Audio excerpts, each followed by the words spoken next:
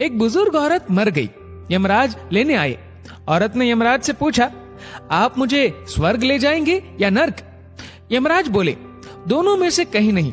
तुमने इस जन्म में बहुत ही अच्छे कर्म किए हैं, इसलिए मैं तुम्हें सीधे प्रभु के धाम ले जा रहा हूँ। बुजुर्ग औरत खुश हो गई, बोली, धन्यवाद, पर मेरी आपसे एक विनती है।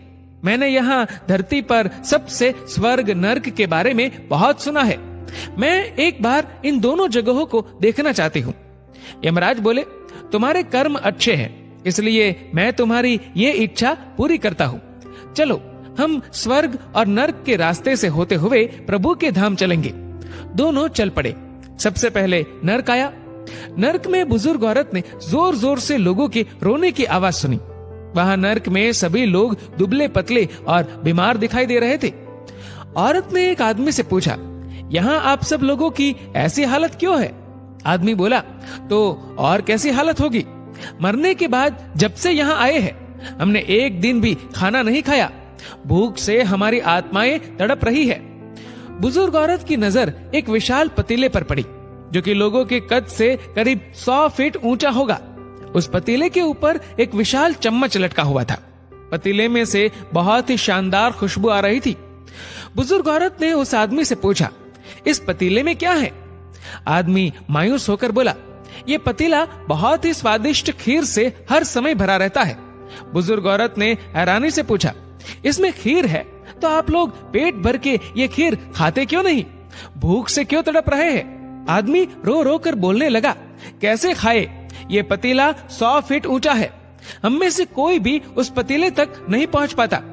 बुजुर्ग औरत को उन पर तरस आ गया। सोचने लगी, बेचारे खीर का पतीला होते हुए भी भूख से बेहाल है।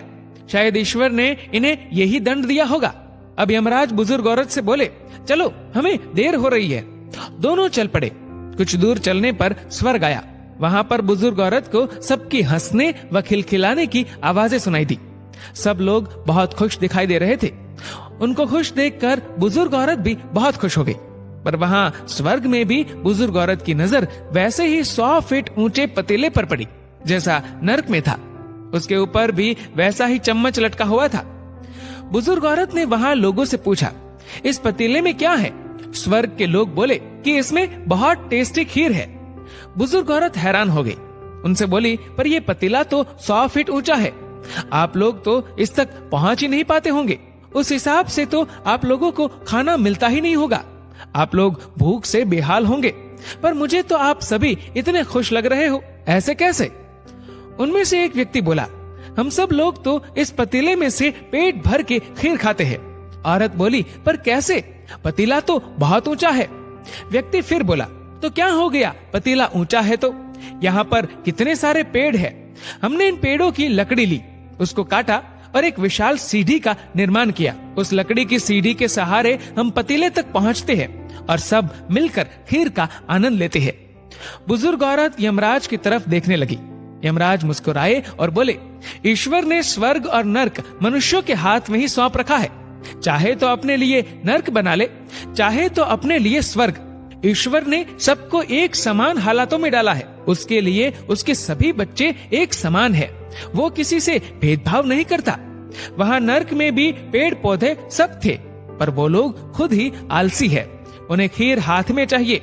वो कोई कर्म नहीं करना चाहते, कोई मेहनत नहीं करना चाहते, इसलिए भूख से बेहाल है।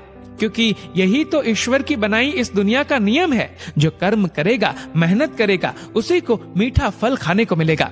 स्वर्ग के सपने छोड़ दो, नर्क का डर छोड़ दो। बस आपकी वजह से किसी का दिल ना दुखे, इतना सोचो। बाकी सब कुदरत पर छोड़ दो। दोस्तों, इस वीडियो को लेकर आपकी क्या राय है, नीचे कमेंट करके जरूर बताएगा। और अगर आपको वीडियो अच्छा लगा हो तो इस वीडियो को लाइक करेगा, शेयर करेगा ज्यादा से ज्यादा लोगों तक। और ऐसे ही और भी इंस्पिरेशनल वीडियोस के लिए सब्सक्राइब करें हमारे यूट्यूब चैनल को और फेसबुक पर फॉलो करें हमारे पेज को। धन्यवाद। डाउनलोड मौज।